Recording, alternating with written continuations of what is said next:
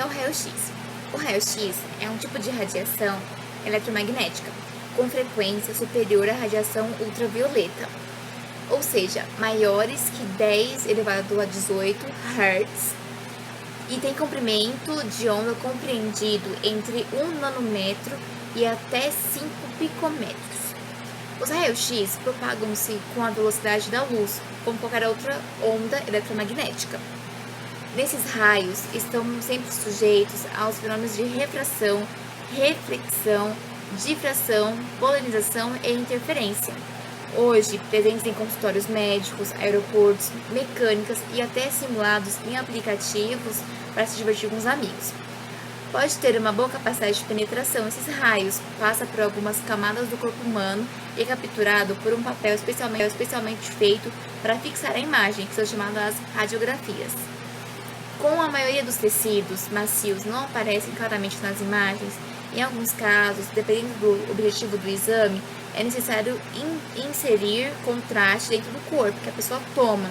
Esses contrastes são substâncias que, ao serem aplicados no corpo, reagem com alguns órgãos ou substâncias internas, de forma que fica mais visível em alguns exames de raio-x.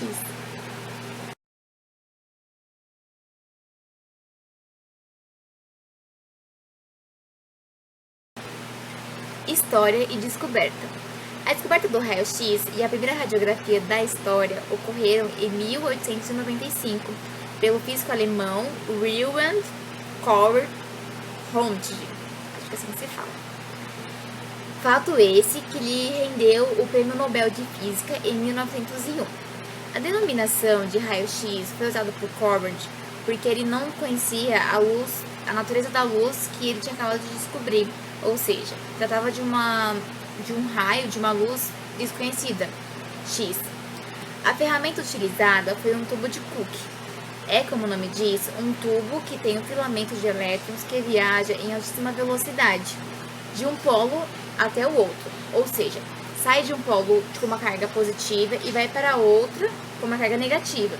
Esse é um tubo de Cook. É, como o nome diz, um tubo que tem um filamento de elétrons que viaja em altíssima velocidade, de um polo até o outro, ou seja, sai de um polo com uma carga positiva e vai para outra com uma carga negativa. Esse é um tubo oco, evacuado, e que contém um cátodo em seu interior. Quando esse cátodo é aquecido por uma corrente elétrica, que é fornecida por um gerador, ele emite grande quantidade de elétrons, que são fortemente atraídos pelo ánodo, chegando a estes com grande energia cinética. Quando eles se chocam com o ánodo, transferem energia para os elétrons que estão nos átomos dos ánodos. Difícil, né? Os elétrons com energias são acelerados e emitem ondas eletromagnéticas, no caso, os raios-x.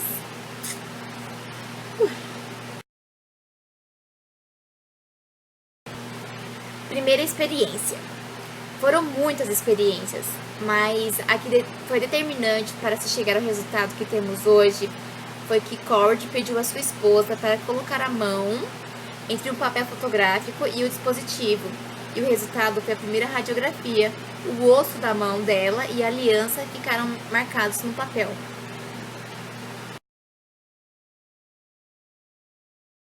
Como é feito? O paciente e a máquina que irá realizar o exame são posicionados de acordo com o local do corpo a ser examinado. O técnico que realiza o procedimento dá orientações ao paciente sobre o que fazer antes, durante e depois do registro das imagens. Por vezes, é necessário respirar fundo, perder a respiração ou manter uma determinada posição por alguns segundos para melhor registro das imagens. O raio é emitido pela máquina e não machuca. Ele passa através do corpo e marca uma placa sensível, gerando a imagem do local desejado. Eu vou falar um pouquinho para vocês do para que serve o raio-x. A importância dele está justamente no fato dele poder penetrar em objetos que não permitem que outras ondas entrem, como por exemplo a luz, que a gente consegue enxergar e atravessar. Isso dá a possibilidade, entre outras coisas, de examinar mais profundamente uma fratura. É bastante usado na medicina, no diagnóstico por imagem, como forma de identificar problemas de ossos, como fraturas, luxações, além de poder identificar alguma coisa estranha que esteja dentro do nosso corpo, como um objeto que talvez a gente tenha engolido. E também existe o raio-x modificado, que serve para examinar tecidos mais moles, como pulmões, vasos sanguíneos e intestinos. Eu vou falar um pouquinho sobre o lado ruim do raio-x. Existe uma dúvida muito frequente se o raio-x faz mal.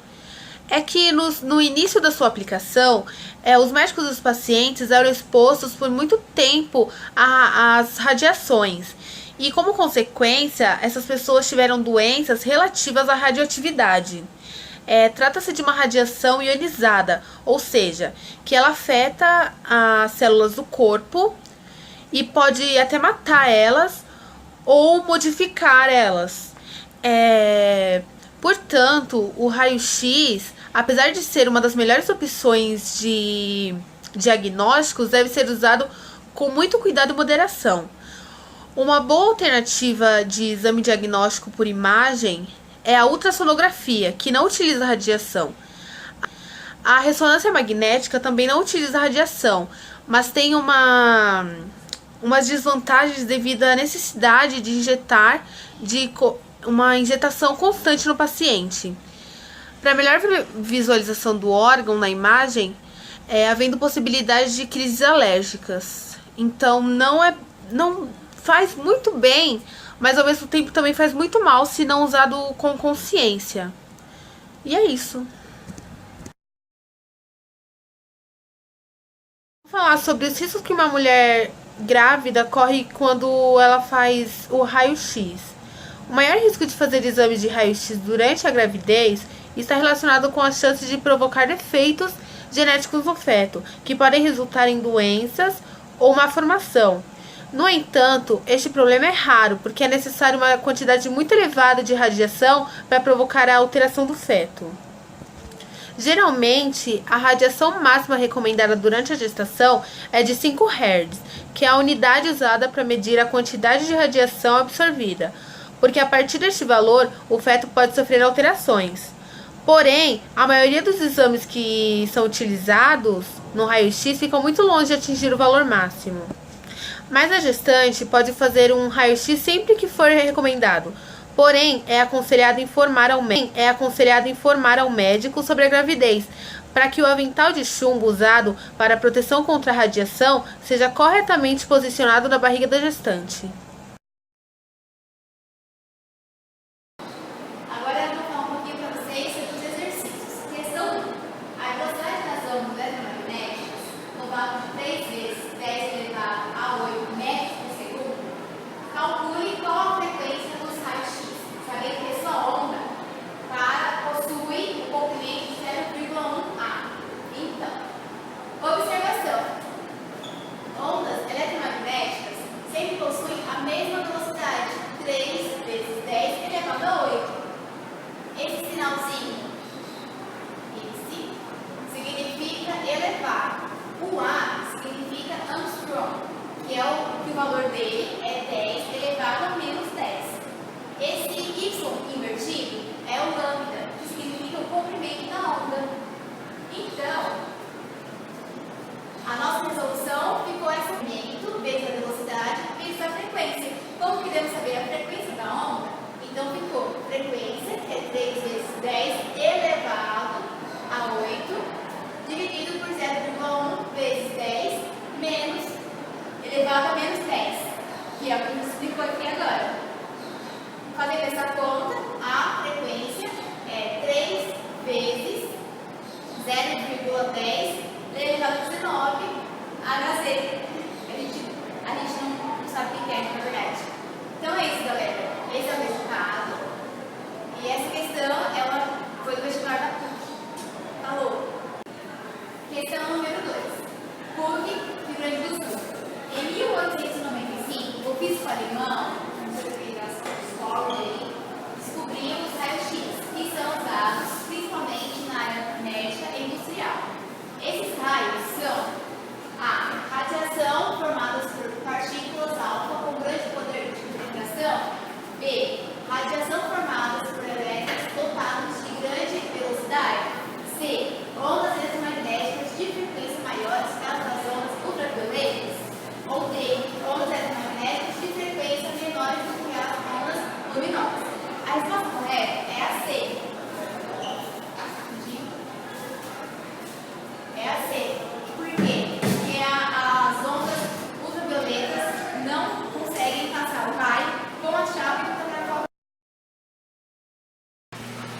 Uma observação que temos para fazer é que na questão 1, a gente explicou a questão e no final a gente não sabia explicar o que era o Hz, né? Só para deixar mais claro, que o Hz é uma unidade de medida de frequência, qual expressa em termos de ciclo por segundo a frequência de um evento periódico, oscilação, que são as vibrações, ou rotação por segundo. Esse nome de Hertz é nomeado em homenagem ao físico alemão Henrik Rudolf Hertz, que fez grandes contribuições científicas na área do eletromagnetismo.